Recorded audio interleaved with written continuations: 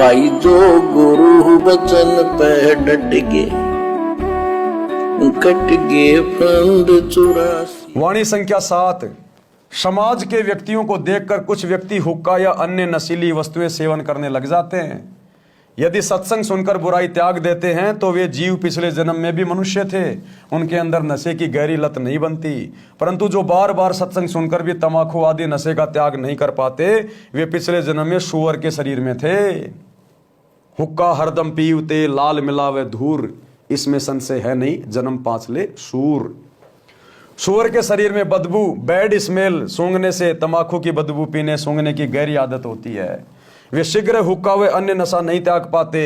वे अपने अनमोल मानव शरीर रूपी लाल को मिट्टी में मिला रहे हैं। उनको अधिक सत्संग सुनने की राय दी जाती है। निराश ना हो। सच्चे मन से परमात्मा कबीर जी से नशा छुड़वाने की पुकार प्रार्थना करने से सब नशा छूट जाता है। हम उपदेश किससे लेंगे? सतगुरु से लेंगे। सतगुरु स्वयं परमात्मा है, कबीर जी है। अगर हम अपने गुरु जी से सच्चे मन से वास्तव में कोई भी बुराई जो हम करते हैं, कितनी बुराई करते हैं, हम कितने बुराई में सड़े हुए थे, गड़े हुए थे, अगर हमारी आत्मा ने सतगुरु के ज्ञान को सुनकर स्वीकार कर लिया कि भाई वास्तव में मैं जो कर रहा था वो गलत था, मुझे ये नहीं करना चाहिए था इस मनुष्य शरीर में, ये तो मेरी आदतें बहुत ज़्यादा बिगड़ गई थी काल प्रेरणा से, और मैंने तो अब अपनी भक्ति करनी है, अपना जीवन सफल करना है। अगर सच्चे हृदय से आत्मा से यदि अपने गुरुदेव से, सतगुरुदेव भगवान से प्रार्थना करोगे उन बुराइयों को छोड़ने के लिए, तो परमात्मा आत्मा का साथी है। आपको धुआं से भी नफरत हो जाएगी, धुआं से भी नफरत है, क्योंकि इनके वचन में शक्ति है। सच्चे मन से परमात्मा कबीर जी से नशा छुड़वाने की पुकार प्रार्थना करने से सब नशा छूट जाता है। तंबाकू के विषय में अन्य विचार। तंबाकू यानी हुक्का पीने वालों की स्थिति बताई है संत गरीबदास जी के ग्रंथ में अथ तंबाकू की बैत नामक अध्याय में। पितबाई खांसी निवासी निवास, कफ दल कलेजा लिया है गिराश, काला तंबाकू अरु गोरा पिवाक, 10-20 लंगर जहां बैठे गुटाक, बाजे ने गुड़गुड़ अरु हुक्के हुजूम, कोरे कुबद्दी बीसा है नशोम, बाकी पगड़ी अरु बाकी ही नय, खुद डूबे अरु डुबोए हैं कै, गुटोक्कड़ अटक्कड़ मटक्कड़ लहूर, एक बैठेगा अड़कर एक बैठेगा दूर, पीवे तमाकू पड़े करम मार, अमली के मुख में मूत्र की धार, कड़वा ही कड़वा तू करता हमेश, कड़वा ही ले प्यारे कड़वा ही पेश, कामी क्रोधी तू लोभी लबूट, बचन मान मेरा धूमा न घूंट, हुक्का हरामी गुलामी गुलाम, धनी के सरे में न पहुंचे अलाम, पामर परम धाम जाते न कोई, झूठे अमल पर दई जान खोई, मुर्दा मजावर हरामी हराम, पीवे तमाकू सो इंद्री के गुलाम, अज्ञान नींद न सो उठ जाग, पीवे तमाकू गए फूटी भाग, भांग तमाकू पीव ही सुरापान से हेत, गोश्त मिट्टी खाएकर जंगली बने प्रेत, गरीब पान तमाकू चाब ही सांस नाक में देत, सो तो अकारत गए जो भड़बूजे का रेत, भांग तमाकू पीव ही गोशत गला कबाब, मोर मरक्कू भगत है देंगे कहाँ जवाब, भांग तमाकू पीवते चिस्म्यो नाली तमाम, साहिब तेरी साहिबी जाने कहाँ गुलाम, गऊ अपनी अम्मा है इस पर छुरी न बा, गरीब दास घी दूध को सब ही आत्म खा। अब ये कोई सामान्य वाणियां नहीं है, कोई सामान्य शब्द नहीं है। गरीबदास जी ने अपने ग्रंथ साहिब में, जिसमें 24,000 वाणियां हैं जिनसे ये वाणियां ली गई हैं, ग्रंथ साहिब में विश्व की सभी भाषाओं के शब्दों का समावेश है। हिंदी, उर्दू, अरबी, फारसी, अंग्रेजी, चाइनीज, जापानी, यानी जितने भी देश हैं दुनिया में, सभी देशों की भाषा के शब्दों का आदरणीय गरीबदास जी ने समावेश किया है, क्योंकि वो परमात्मा थे। तो इस ग्रंथ को हम नहीं समझ सकते कोई भी धरती पर कोई आदमी 4 भाषाओं का जानकार हो सकता है, 5, 10, 15, 20, 25 सभी भाषाओं का जानकार कोई नहीं हो सकता। तो आज इस ग्रंथ को खोल कौन रहा है? 1994 से सतगुरु रामपाल जी। तो जिसने बनाया वही खोल सकता है। तो सतगुरु रामपाल जी स्वयं सत्य पुरुष हैं, कबीर परमेश्वर हैं। अब इन वाणियों का गुरुदेव ने क्या सरलार्थ किया है जो कि मांस और नशा करने वालों से संबंधित हैं। भावार्थ, उपरोक्त वाणियों का भावार्थ है कि मानव शरीर को ऑक्सीजन की आवश्यकता है। उसके स्थान पर तंबाकू का धुआं, कार्बन डाइऑक्साइड प्रवेश करता है। हमारे इस मनुष्य शरीर को ऑक्सीजन की आवश्यकता है। अरे कार्बन डाइऑक्साइड तो हम बाहर छोड़ते हैं जो शरीर के लिए हानिकारक होती है, और हम लोग हुक्का पी पी के कार्बन डाइऑक्साइड को अंदर ले रहे हैं। हम इंसान हैं, हम तो राक्षस हैं। आपकी गाड़ी का पेट्रोल का इंजन है, क्या आप उसमें डीजल डलवा लोगे ये सोचकर कि डीजल सस्ता है? डलवा लोगे क्या? अगर गलती से डाल भी दिया तो उसके सिर हो जाओगे, तूने मेरी गाड़ी में डीजल क्यों डाल दिया, मेरा इंजन खराब कर दिया।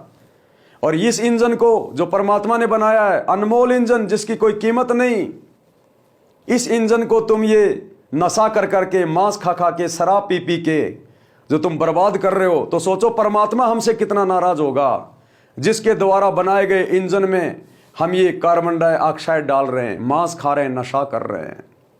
तो ये विचार करने की बात है। उपरोक्त वाणियों का भावार्थ है कि मानव शरीर को ऑक्सीजन की आवश्यकता है, उसके स्थान पर तंबाकू का धुआं, कार्बन डाइऑक्साइड प्रवेश करता है तो उसको खांसी रोग हो जाता है, पित्त तथा बाई यानी बाय का रोग हो जाता है। हुक्का पीने वाले का बैठने का स्टाइल बताया है कि हुक्का पीने वाले एक दो तो हुक्के के निकट बैठेंगे, एक कुछ दूरी पर बैठेगा और कहेगा कि सरकाइए थोड़ा सा, यानी मेरी तरफ करना जरा हुक्के को।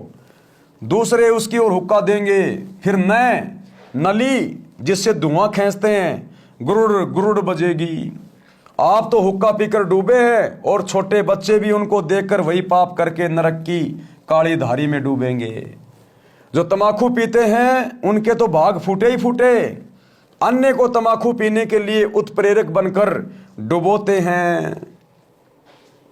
जिस प्रकार हमारे दादाजी थे वो हुक्का पिया करते थे, हमारे पिताजी भी पीते थे, लेकिन दादा ज्यादा पीता था। हम जब समझदार हुए तो दादा हमारे से हुक्का भरवाता था और हमें लालच दिया करता था। कभी हमारे को 10 पैसे दे देता था, कभी हमारे को 20 पैसे या फिर 1 रुपया दे दिया करता था। उसके लालच में हम उसका हुक्का भर के लाते थे, उसकी हुक्के में पानी वानी डालते थे, साफ करते थे, फिर हुक्के में अग्नि डाल के उसके ऊपर रखते थे और दादाजी तक ले जाने से पहले हम उसको टेस्ट करते थे कि पानी वानी सेट है या नहीं है, हुक्के में धुआं आ रही है कि नहीं आ रही है। और हम लोग उसको सेट करके और वहीं झोपड़ी में 2-4 सुट्टे मारते थे कि हुक्का सेट है या नहीं है। तो धीरे धीरे ऐसा करने से फिर उन बेटा बेटियों में, पोते पोतियों में भी वो आदत पड़ जाती है, क्योंकि बुराई इंसान काल प्रेरणा से बहुत जल्दी सीखता है, बहुत जल्दी स्वीकार करता है। तो परमात्मा कहते हैं हुक्का पीने वाले नालायक खुद तो डूबेंगे, वो तो नरक के भागी बनेंगे, अन्य को भी हुक्का पीने के लिए उत्प्रेरित करते हैं। उनको देखकर वही पाप करके नरक की काली धार में डूबेंगे। जो तंबाकू पीते हैं उनके तो भाग फूटे ही, अन्य को तंबाकू पीने के लिए उत्प्रेरक बनकर डुबोते हैं। उपरोक्त बुराई करने वाले तो अपना जीवन ऐसे व्यर्थ कर जाते हैं जैसे भड़बूजा बाड़ू रेत को आग से खूब गर्म करके चने भूनता है। हम लोग छोटे छोटे थे जब चने भुनवा के लाते थे, हमारी दादी या माताजी पहले चनों को पानी में भिगोती थी, फिर उनको धूप में सुखाती थी, फिर दूसरे दिन हम वो चने लेके जाते थे भड़बूजे के पास जो गांव के बाहर होता था।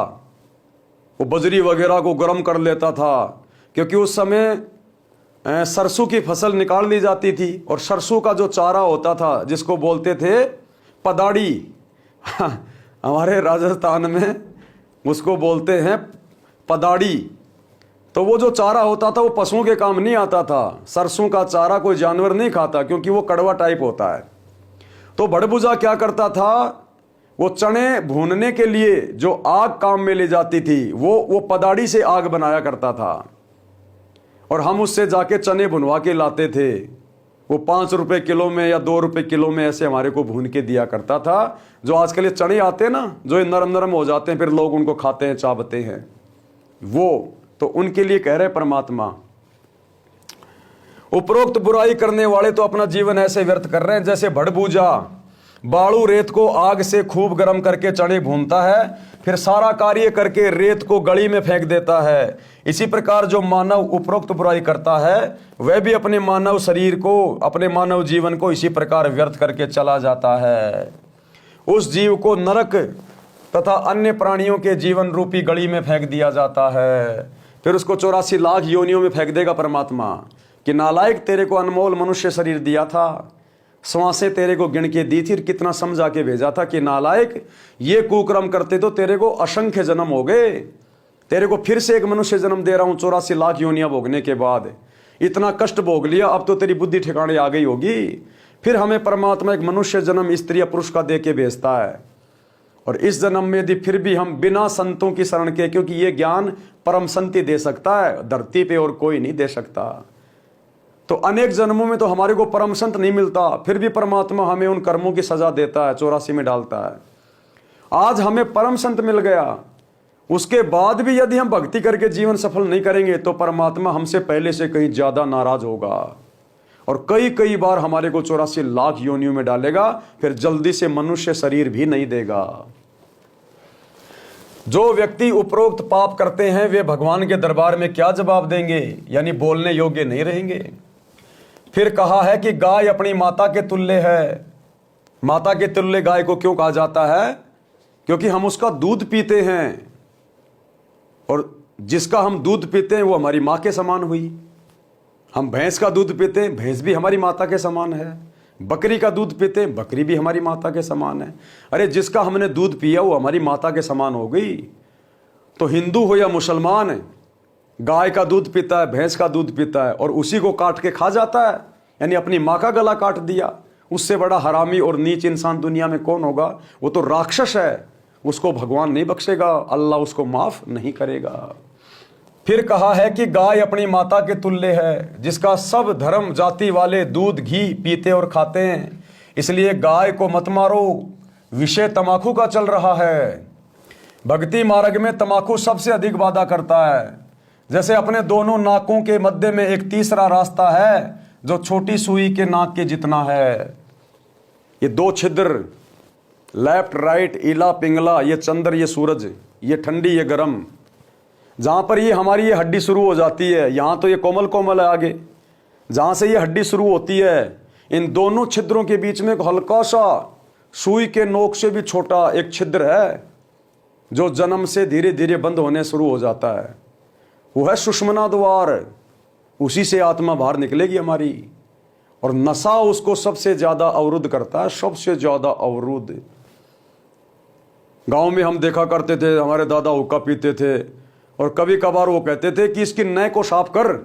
नय यानी उसकी वो डंडी जिससे हुक्का का वो धुआं खींची जाती थी, तो उसके अंदर लोहे की एक वो पतला सा तार लेके हम लोग उसके अंदर वो गज मारा करते थे, उसको बोलते थे गज। उस नय को साफ किया करते थे हम यूं झटके मार मार के लोहे के तार से, और उस नाली के अंदर से जैसे मैल होता है ऐसा निकला करता था उसके अंदर से, वो धुआं का वो पीलापन उसके अंदर जमा हो गया। तो सोचो हम जिस शरीर में धुआं ले रहे हैं तो अंदर कितनी गंदगी जमा हो गई होगी। वो परमात्मा इसी प्रकार से फिर यमदूतों के हवाले कर देगा, और यमदूत फिर गज मार मार के, मोगरे मार मार के फिर वो हमारी सजा को पूरा करेगी फिर वहां पर। तो क्या कह रहे परमात्मा? जैसे अपने दोनों नाकों के बीच में एक तीसरा रास्ता है जो छोटी सुई के नाके जितना है। जो तमाकू का धुआं नाकों से छोड़ते हैं वह उस रास्ते को बंद कर देता है। वही रास्ता ऊपर को त्रिकुटी की ओर जाता है जहां परमात्मा का निवास है। जिस रास्ते से हमने परमात्मा से मिलना है उसी को तमाकू का धुआं बंद कर देता है। हुक्का पीने वालों को देखा है प्रतिदिन हुक्के की नय यानी नली में लोहे की गज एक पतला सा सरिया घुमाते हैं जिसमें से धुएं का जमा हुआ मैल निकलता है, वह नय रुक जाती है। मानव जीवन परमात्मा प्राप्ति के लिए ही मिला है। परमात्मा को प्राप्त करने वाले मार्ग को तमाकू का धुआं बंद कर देता है। यानी सबसे ज्यादा पाप तमाकू पीने से लगता है, नशा करने से। इसलिए भी तमाकू भगत के लिए महान शत्रु है। वैसे भी हुक्का पीने वाले भी मानते हैं कि तमाकू अच्छी चीज नहीं है। जब कोई छोटा बच्चा अपने दादा ताऊ पिता चाचा को हुक्का पीते देखता है तो वह भी नकल करता है। हुक्के को पीने लगता है तो बड़े व्यक्ति जो स्वयं हुक्का पीते हैं उस बच्चे को धमकाते हैं कि खबरदार, अगर हुक्का पिया तो ये अच्छा नहीं है। यदि आप जी इसे अच्छा पदार्थ मानते हैं तो बच्चों को भी पीने दो। आप मना करते हैं तो मानते हो कि ये अच्छा नहीं है, हानिकारक है। सर्दियों में एक मकान में छोटे बच्चे भी सो रहे होते हैं, उसी में हुक्का पीने वाला हुक्का भी पी रहा होता है। वह स्वयं तो पाप कर ही रहा है, अपने परिवार को धुआं पिलाकर पाप का भागी बना रहा है। छोटे बेटा बेटी को दादा पिताजी अपने हिस्से के दूध से दूध पिलाने की कोशिश करता है कि ले थोड़ा और पी ले, देख तेरी चोटी बढ़ रही है, और पी जा। इस प्रकार उसे दूध का गिलास पिलाकर दम लेता है, क्योंकि दूध बच्चे के लिए लाभदायक है। हुक्का बीड़ी पीने से मना करता है तो दिल तो कहता है कि तंबाकू पीना बुरा है, परंतु समाज में ये बुराई आम हो चुकी है, इसलिए पाप नहीं लगता। जैसे कई कबीले मांस खाते हैं, उनके बच्चों के लिए वह पाप आम बात है। इसी प्रकार तंबाकू पीना भी महापाप है, परंतु परंपरा पड़ गई है, पाप नहीं लगता, ऐसा सोचते हैं लोग। इसे त्याग देना चाहिए। भगत हरलाल जी ने उसी दिन हुक्का तोड़ दिया। अब गरीबदास जी कथा किसको सुना रहे हैं? भगत हरलाल जी को। और इस कथा के माध्यम से आप और हम सबको समझा रहे हैं। तो हरलाल जी ने जब ये सारी बातें सुनी, उसी समय उन्होंने हुक्का तोड़ के फेंक दिया, चिलम फोड़ दी, सर्व समाज को वे सब बातें सुनाई, नाम दीक्षा दिलाई। कई पीढ़ी तक बेरी के उन परिवारों में हुक्का नहीं था। बाद में सत्संग के अभाव में फिर से कुछ कुछ पीने लग गए। तंबाकू से गधे घोड़े भी घृणा करते हैं, यानी तंबाकू इतनी गंदी चीज है, गधे और घोड़े भी इससे नफरत करते हैं, जानवर भी नहीं पीते। और हम इंसान होकर तंबाकू पी रहे हैं, क्योंकि ये बुराई हमसे काल करवा रहा है, शैतान करवा रहा है। जिस मार्ग से हमारी आत्मा निकलकर त्रिकुटी की ओर जाएगी, जहां सतगुरु रूप में परमात्मा बैठे हैं, उस सुषमना द्वार को ये बंद करवाना चाहता है। ये इसका षड्यंत्र है। इस षड्यंत्र का पर्दाफाश परम संत करता है। सतगुरु रामपाल जी भगवान कर रहे हैं। आज ये परम संत हैं, पूर्ण परमेश्वर है, अल्लाहू अकबर हैं। इस गलतफहमी में मत जीना, अपना जीवन बर्बाद करके चले जाओगे। समय रहते इनके सत्संग सुनना शुरू कर दो। आज प्रार्थना कर रहे हैं, कल को फिर गधे कुत्ते बन के तुम्हारी प्रार्थना कोई स्वीकार नहीं करेगा फिर। तो भाई और बहनों, आज के वीडियो में हम केवल इतना ही लेंगे। समझदार को तो संकेत ही काफ़ी होता है। बाकी कल रात्रि 8 बजे आगे की वीडियो में गुरुदेव भगवान ने आप और हमें शिक्षा देने के लिए क्या कुछ अपने कर कमल से इस पवित्र पुस्तक में लिखा है। कल रात्रि 8 बजे सभी भगत भाई बहन दास के Facebook page Pawan Das is live के ऊपर लाइव जुड़िए। तब तक गुरुदेव भगवान हम सबको आज्ञा दें, इजाजत दें, सद्बुद्धि दें, आशीर्वाद दें। बंदी छोड़ सतगुरु रामपाल जी भगवान की जय। जो गुरु बचन पे डट के कट गए फंद 84 के, कट गए फंद 84 के, कट गए फंद 84 के।